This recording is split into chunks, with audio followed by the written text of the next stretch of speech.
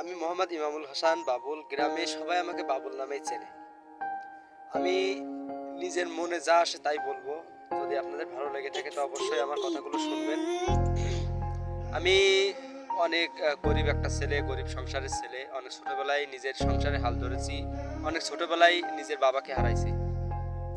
অনেক ছোটবেলায় নিজের বাবাকে হারায় পরিস্থিতির সাথে যুদ্ধ করতে করতে আজকে এই পর্যন্ত নিজের এখনো কোনো ব্যবসা বাণিজ্য বা কোনো প্রতিষ্ঠিত হয়নি, তবে চেষ্টা করতেছি সামনের দিকে আগায় যাওয়ার। আপনাদের দোয়া ভালোবাসা যদি থেকে থাকে তো অবশ্যই সামনের দিকে আমি আগাইতে পারবো। 28 দিনের চ্যালেঞ্জ, 30 দিনের চ্যালেঞ্জ। চ্যালেঞ্জ তো বড় বিষয় না, বিষয় হলো আমি কতটুকু সময় দিতে পারছি, কতটুকু অনলাইনে কাটাতে পারছি আপনাদের মঞ্চে, আপনাদের সাথে।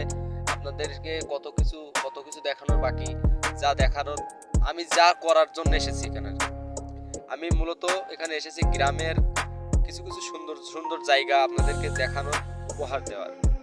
সেটা হোক মাঠ, হোক বা নদী স্রোত, হোক বা ফুলের বাগান, হোক বা মাছ চাষের ঘের, সবকিছু আপনাদেরকে দেখাবো।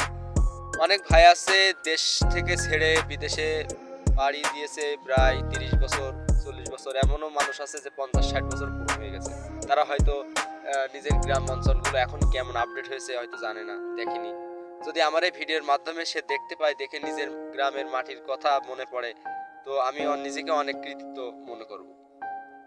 আর এটাই কথা, একটা কথা এই জায়গায় থাকে যে কথাটা, এর আগে অনেকবার ভিডিও বানানোর চেষ্টা করেছি, অনেক কিছু করার চেষ্টা করেছি, দলবদ্ধভাবে ফানি ভিডিও তৈরি করতাম, সেখানে ভালো একটা রেসপন্স পাইনি। তারপরে নিজে নিজে একটা কন্টেন্ট তৈরি করতাম, সেখান থেকে ভালো একটা রেসপন্স পাইনি। এখন চেষ্টা করছি যে একটা ব্লগ সিস্টেম করব।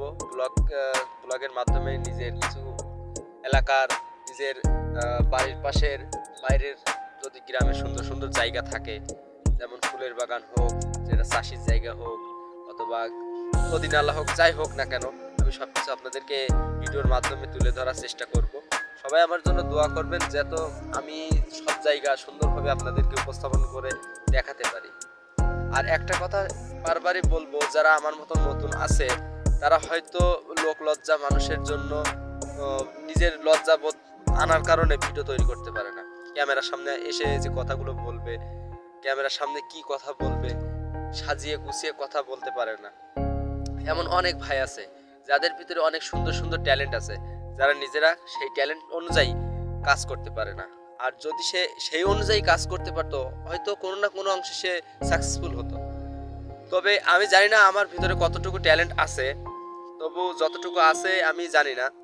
আমি এই ভিডিওর মাধ্যমে আমি আপনাদের সামনে যে কথাগুলো বলছি, ভুলভ্রান্তি থাকতে পারে কথার ভিতরে, তো আপনার ক্ষমা সুন্দর দৃষ্টিতে দেখবেন। আর আমার এই ব্লগটা যদি ভালো লেগে থাকে তো অবশ্যই বেশি বেশি সাপোর্ট করবেন, সাবস্ক্রাইব করবেন, যেন আমিও সামনের দিকে এগিয়ে আরও সুন্দর সুন্দর কথা, আরও সুন্দর সুন্দর জায়গা আপনাদেরকে ভিডিওর মাধ্যমে উপস্থাপনা করে দেখাতে পারি। তো সবাই ভালো থাকবেন, সুস্থ থাকবেন, অনেক ধন্যবাদ।